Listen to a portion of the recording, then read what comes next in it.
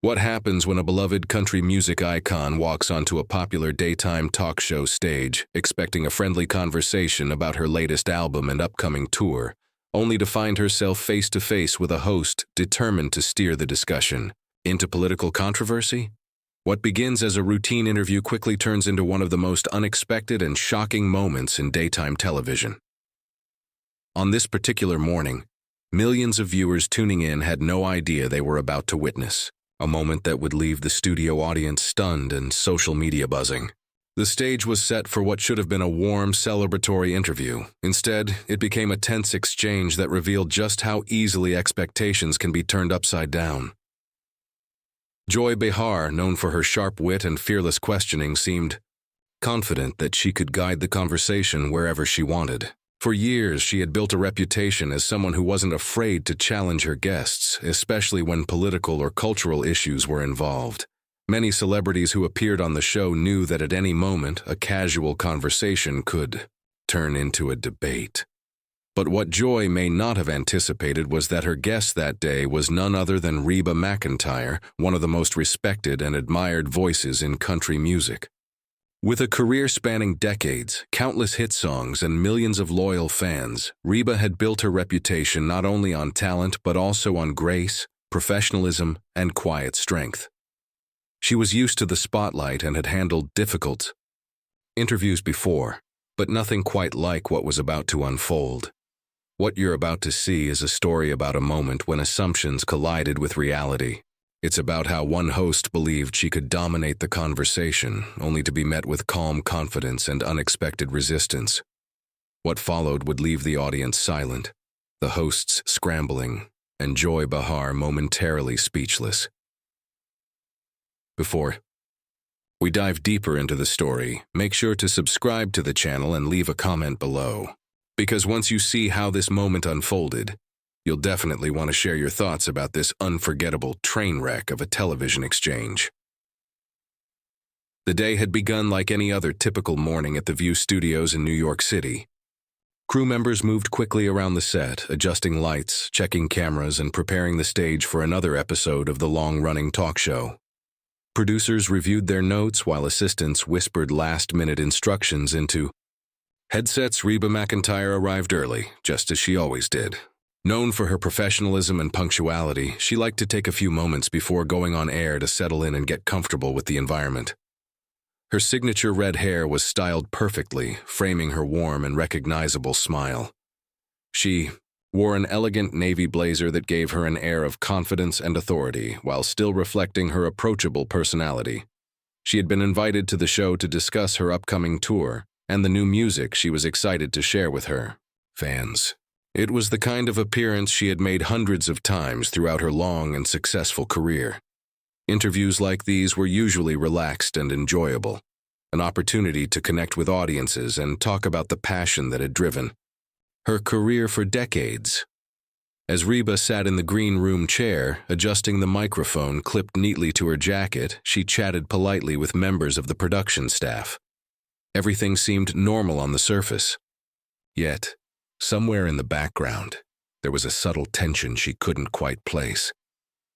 Across the studio, the hosts prepared themselves at the famous table where countless celebrity conversations had taken place.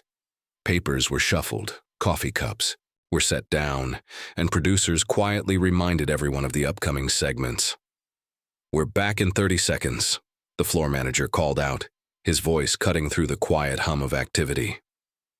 The crew instantly shifted into final preparation mode. Cameras were positioned, lighting was adjusted, and the audience settled into their seats. Reba took a deep breath and walked toward the stage area. She smiled warmly as she greeted the hosts, exchanging polite hellos.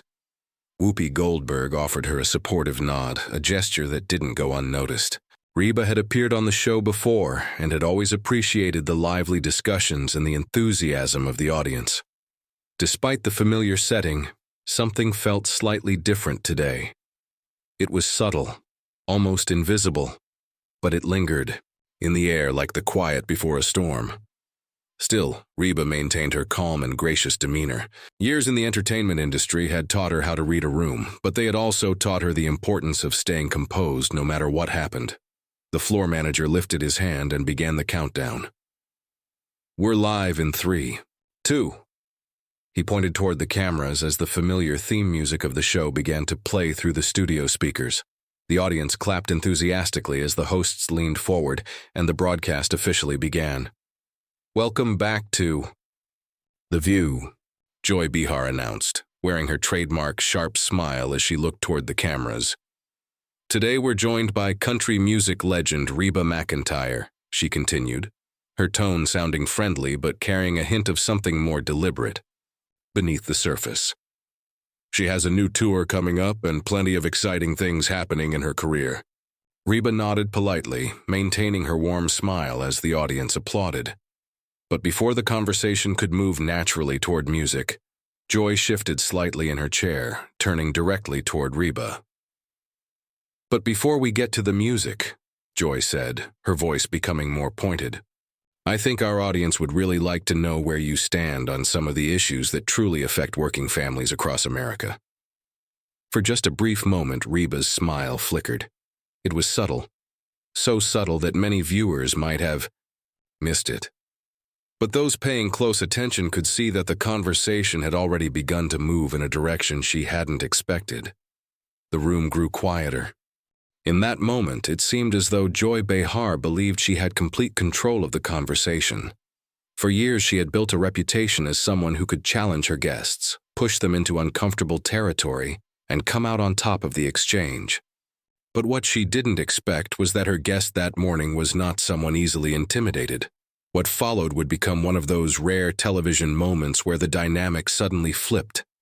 Joy appeared confident that she could overpower Reba McEntire with pointed questions and political pressure. Instead, she found herself facing a calm, composed response that slowly shifted the entire energy of the room. By the end of the exchange, the audience would be left stunned, and Joy herself would appear momentarily speechless. This is the story of how one of country music's most respected and admired voices quietly turned the tables on a host who clearly underestimated her guest. Before we continue, make sure to subscribe to the channel and leave a comment below. Because once you see how this tense moment unfolded, you'll definitely want to share your thoughts about what happened next. The morning had started like any other day inside the busy studios of the popular talk show. Producers moved quickly. Between control rooms and the stage floor, camera operators checked their angles, assistants whispered into headsets, and makeup artists made last-minute touch-ups before the show went live. Reba McEntire arrived early, as she always did. Known throughout the industry for her professionalism and warm personality, she preferred to give herself plenty of time before appearing on camera.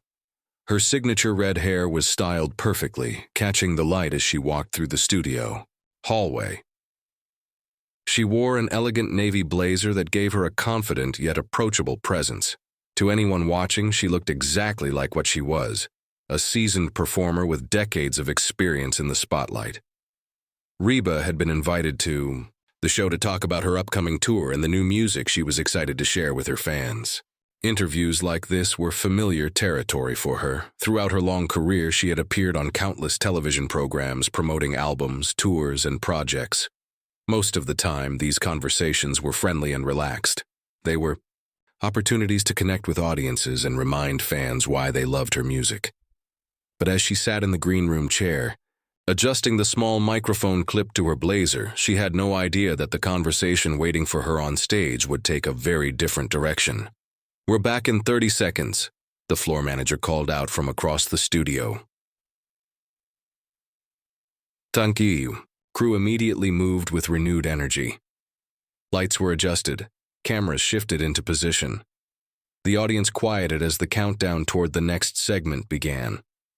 Reba stood up and walked toward the stage, greeting the hosts with her usual warmth. She smiled politely, shaking hands and exchanging a few brief pleasantries. Whoopi Goldberg offered her a supportive nod as she took her seat at the table. Reba had always enjoyed visiting the show. The discussions were often lively, and the audience was typically welcoming and enthusiastic, but today felt slightly different. There was a tension in the air that she couldn't quite identify. It wasn't obvious, but it lingered in subtle ways. The way the producers seemed slightly more serious, the way the hosts glanced at their notes. Still, Reba remained calm. Years of performing in front of massive crowds had taught her how to remain composed no matter what happened. The floor manager raised his hand. "We're live in 3, 2. He pointed toward the cameras as the familiar theme music faded out and the show returned from commercial break. "Welcome back to The View," Joy Behar announced with her trademark sharp smile. Her voice carried the confident tone viewers had come to recognize over the years. Today we're here with country music legend Reba McEntire, who has a brand new tour coming up and some exciting music on the way. The audience applauded warmly as the camera briefly focused on Reba, who nodded politely and smiled. But before the conversation could move naturally toward music, Joy leaned forward slightly in her chair. "But before we get to the music," she said, turning directly toward Reba, "I think our audience would really like to know where you stand on some of the issues that truly affect working families across America." For just a brief moment, Reba's smile flickered. This wasn't the direction she had expected the conversation to go. "Well, Joy," she replied calmly, keeping her tone friendly, "I'm really here today to talk about my music and connect with the fans who have supported me for so many years." But Joy wasn't ready to move on. "Oh, come on," she insisted, leaning forward again. Her expression was one that longtime viewers recognized immediately, the look she often had when she was about to challenge a guest. "You have a platform," Joy continued. "You have influence. Surely you must have opinions about what's happening in this country." She paused briefly before adding another comment that made several people in the audience shift in their seats. "Your fan base is largely conservative rural America, right? The same people who've been voting against their own interests for years." A quiet ripple moved through the audience. Even Whoopi Goldberg raised an eyebrow, clearly noticing the increasingly aggressive tone. Reba leaned back slightly in her chair and straightened her posture. Decades of experience on stage had given her a remarkable ability to read the atmosphere of a room. She could sense when an audience was relaxed, when they were excited, and when tension was beginning to rise. And right now, the tension was unmistakable.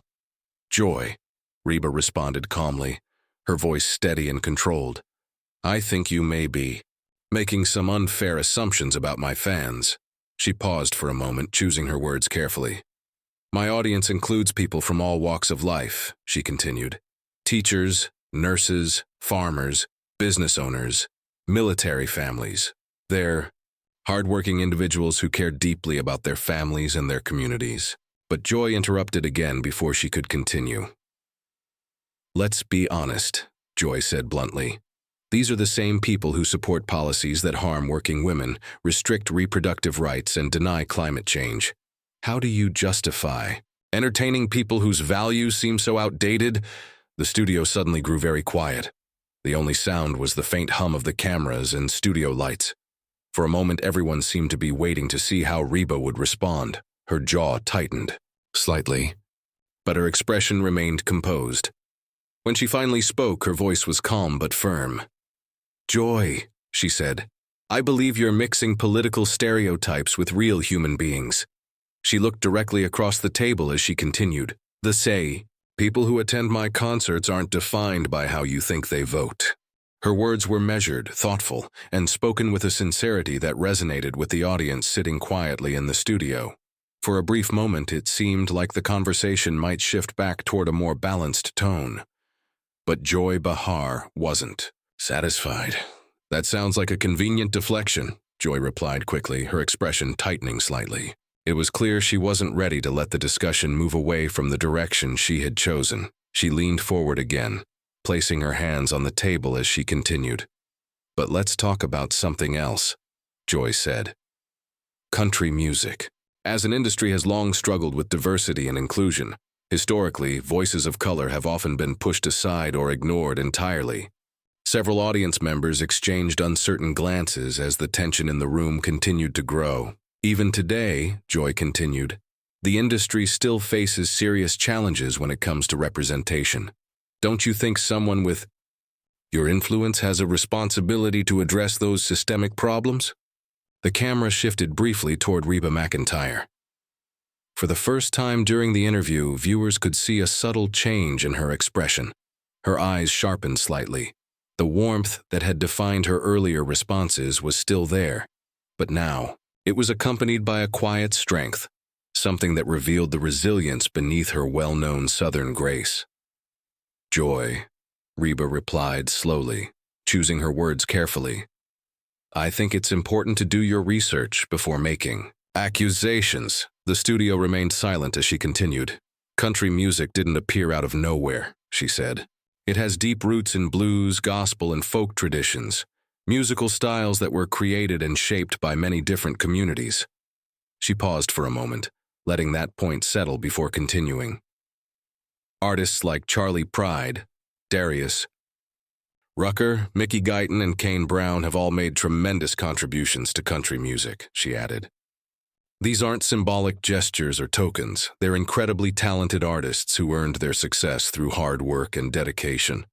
A few members of the audience nodded quietly, but Joy seemed unwilling to back down.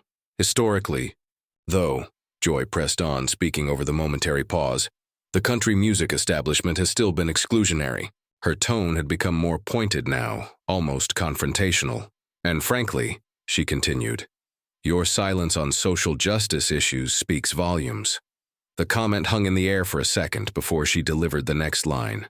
"When the Black Lives Matter movement was at its height, where was Reba McEntire?" The temperature in the room seemed to drop instantly. Even the audience could feel the shift. Several of the other hosts glanced toward Reba, clearly aware that the conversation had entered far more sensitive territory. Reba leaned forward slightly. In her chair, her posture remained composed, but there was now a sharp clarity in her expression. When she spoke again, her voice was still calm, but it carried a strength that commanded attention. "My silence," she repeated quietly. "Joy, it sounds like you haven't really followed my career or my actions very closely." The statement was delivered without anger, but its meaning was unmistakable. "For over 40 years, Reba continued, I've supported charities, worked with organizations that help underprivileged youth, and contributed to programs that provide opportunities for people from all kinds of backgrounds." She paused briefly before adding another thought. "I've used my platform to try to help people whenever I could." The audience remained completely silent, listening carefully to every word. "But here's the difference," she said. "I don't believe that every act of kindness or every charitable effort needs to be announced on social media or turned into a public statement." Her voice softened slightly, though the message remained firm. "I don't do good things so I can receive political credit for them." The words landed heavily in the quiet studio. For a moment, nobody spoke. Even the production crew behind the cameras seemed unusually still. Joy Behar's expression shifted as she processed the response. The confident energy she had displayed earlier seemed to fade slightly. She had clearly expected the conversation to move in a different direction. One where her questions would place the guest on the defensive. Instead, Reba's calm responses had subtly flipped the dynamic of the discussion. Joy's usual intimidation tactics, the sharp interruptions, the pointed accusations, didn't seem to be having the effect she had anticipated. Reba hadn't raised her voice. She hadn't become defensive. She simply answered each challenge with patience, clarity, and a quiet confidence that made it difficult to dismiss her words. Around the table, the other hosts appeared increasingly aware of the shifting atmosphere. Some glanced toward the audience while others studied their notes as if searching for a way to guide the conversation somewhere safer. But the tension remained, and for the first time since the segment had begun, Joy Behar seemed unsure of how to regain control of the moment. Her expression tightened slightly as she realized that the strategy she often used to dominate interviews simply wasn't working this time. The guest she had expected to corner had instead held her ground with calm dignity. "Well, it's easy to point to charity work instead of taking firm political positions," Joy said, her tone carrying a hint of frustration. She leaned back slightly in her chair but kept her gaze locked on Reba. "Your fans deserve to know where you stand on issues that affect their everyday lives," she continued. "They deserve clarity." Reba listened quietly, her expression steady, but something about her posture changed. The calm warmth that had defined her earlier responses was still present, yet there was now a firmness beneath it, something unmistakably strong. "And what makes you think they don't?" Reba replied. Her voice was still controlled, but there was a deeper edge to it now. As she spoke, the familiar tone of her Oklahoma roots became more noticeable. It wasn't loud or aggressive, but it carried a grounded authenticity that immediately commanded attention. "You're sitting there telling me what my fans believe," Reba said. "What they think, what they deserve." She paused briefly, letting the words settle. "When was the last time you actually spoke with them?" she asked. Joy didn't answer immediately. "When was the last time you visited a small town?" Reba continued. "Sat down with families who are struggling and truly listened to them instead of lecturing them?" A ripple of tension moved through the studio. The other hosts exchanged uneasy glances with one another. This conversation was clearly moving in a direction that none of them had anticipated when the segment began. Whoopi Goldberg shifted slightly in her seat and cleared her throat, sensing the discussion was becoming increasingly heated. For a moment it seemed as though she might step in and redirect the conversation. But before she could speak, Joy pressed forward again. "I don't need to tour small-town America to understand what's happening there," Joy said firmly, her voice rising slightly as she spoke. "Your fan base repeatedly supports politicians who weaken women's rights, roll back environmental protections, and resist social progress." Her words landed sharply. "And by refusing to condemn that," Joy added, "you're complicit in sustaining harmful systems." The moment those words were spoken, the atmosphere inside the studio changed completely. It was subtle at first, but unmistakable. Reba's demeanor shifted. The warm country music star who had walked onto the set earlier that morning seemed to disappear, replaced by someone far more serious, someone who had spent decades building a career through persistence, resilience, and quiet determination. For years, Reba McEntire had navigated the pressures of the entertainment industry, an environment known for its relentless criticism and constant scrutiny. She had survived it not by shouting louder than others, but by understanding exactly when to remain gracious and when to stand her ground. And now it was clear she had reached that point. She slowly lifted her coffee cup from the table and took a small sip. Then, with deliberate care, she placed it back down. The soft clink of the cup against the table echoed through the silent studio. It was a small sound, but in that moment it seemed to cut through the tension like a signal. Reba looked up when her eyes met Joy's. Something in her gaze caused the entire room to go still. This was no longer the polite guest smiling for the cameras.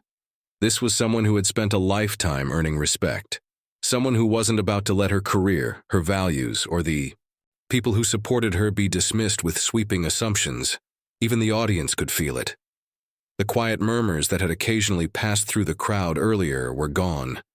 Now there was only silence. Every camera in the studio was trained on the two women sitting across from each other at the table. Reba leaned forward slightly. When she spoke again, her voice was calm, but there was a restrained intensity beneath it that demanded attention. "Joy," she began slowly. "Let me explain something about complicity." The words were measured and deliberate. There was no shouting, no anger in her tone, but the weight of what she was saying was unmistakable. "Complicity," Reba continued, "is sitting comfortably in a New York studio and making sweeping judgments about millions of people you've never met." Her voice remained steady as she spoke. "It's assuming you understand their lives without ever taking the time to hear their stories." Several members of the audience nodded quietly. "For decades," she continued, "I've traveled across this country. I've performed in big cities and tiny towns. I've met people from every background you can imagine." She paused briefly before continuing. "I've shared meals with families who work incredibly hard just to get by. I've listened to veterans talk about their struggles after returning home. I've met single mothers doing everything they can to give their children a better future."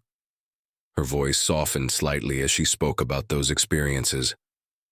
"And the one thing those people have in common," she said, "is that they deserve respect. Across the table, Joy's expression had tightened. It was becoming increasingly clear that the conversation was no longer following the path she had intended. Reba wasn't reacting defensively. She wasn't retreating from the challenge.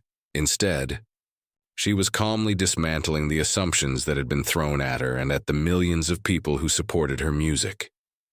"And here's the thing," Reba added. "My job as an artist has always been to bring people together through music, not divide them into categories based on political labels." The room remained silent as she finished speaking. Even the other hosts seemed unsure how to break the tension. The interview had transformed from a routine promotional segment into something far more serious, an exchange that now carried emotional weight far beyond the topic of music.